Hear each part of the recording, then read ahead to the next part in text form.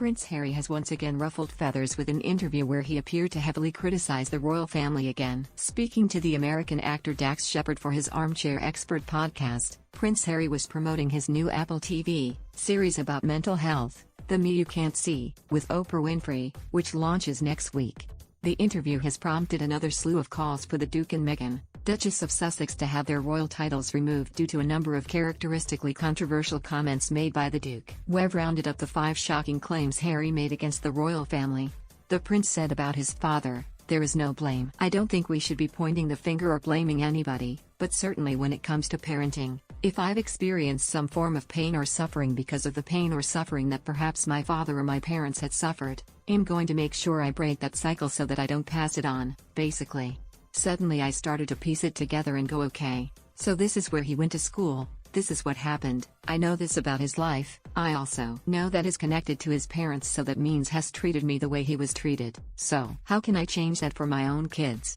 And well, here I am, I moved my whole family to the US, that wasn't the plan, but sometimes you've got to make decisions and put your family first and put your mental health first."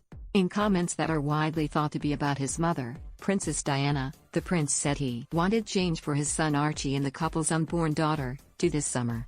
He said, "It's a lot of genetic pain and suffering that gets passed on anyway, so we as parents should be doing the most we can to try and say, you know what, that happened to me, I'm going to make sure that doesn't happen to you." He also described the freedom he felt living away from the royal bubble in Los Angeles.